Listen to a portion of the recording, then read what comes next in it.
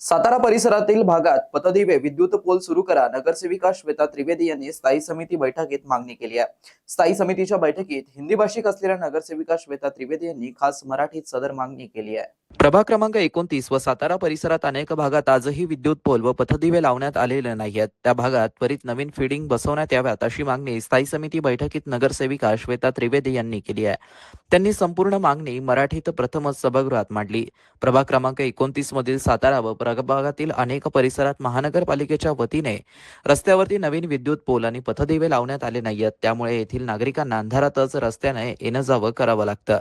त्यात सध्या पावसाळा सुरू असल्याने अनेक वाहनधारक व रहदारी करणाऱ्या नागरिकांना अपघात होण्याची दाट शक्यता असल्याचं चित्र दिसून येत आहे। यात रात्री रस्त्यावरती अनुचित घटना घडू शकते। त्यामुळे या भागात त्वरित नवीन पथदिवे सुरू करावे आणि नवीन विद्युत पोल उभे करावेत अशी मागणी स्थानिक नगरसेविका श्वेता त्रिवेदी यांनी गुरुवारी स्थायी समितीच्या बैठकीत केली। याशिवाय या भागात आजपर्यंत किती पथदिवे व पोल लावण्यात आले आहे त्याची माहिती मनपा विद्युत विभागाने द्यावी अशी मागणी केली। यावेळी विद्युत विभागाने याविषयी त्वरित नवीन पथदिवे सुरू करण्याचं आश्वासन दिलं व याबाबत सविस्तर माहिती पुढील बैठकीत देण्याची हमी दिली। स्थायी समिती सदस्य श्वेता त्रिवेदी यांनी आपली संपूर्ण मागणी ही मराठीत मांडली होती। मी आज सभागृहात मराठीमध्ये माझी विषय मांडत आहे। काहींची क्रिया समजून घ्यावी ही विनंती।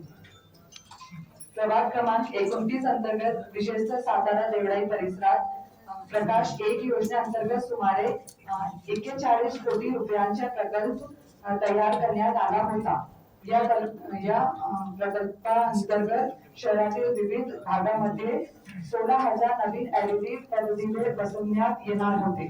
मात्र आजही प्रभाग क्रमांक 29 मधील सुधाकर नगर, सातारा गाव, जोगीबाई परिसर तसेच इतर अनेक भागामध्ये पथदिवे बसवण्यात आलेले नाही।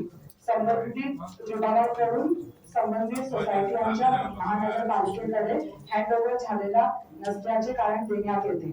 परंतु जर हँडओव्हर हीच अट असेल तर ज्या सोसायटीकडे जाणाऱ्या रस्त्यासाठी महानगरपालिका NOC ना हरकत प्रमाणपत्र देते त्या सोसायटीमध्ये पथदिवे बसवण्यास कोणती अडचण आहे? अशा ठिकाणी आजपर्यंत पथदिवे का बसवण्यात आले नाही? तरी संबंधित विभागाने 41 कोटी रुपयांच्या या प्रकल्पाअंतर्गत प्रभाग क्रमांक 29 मध्ये किती पथदिवे मंजूर करण्यात आले आहेत?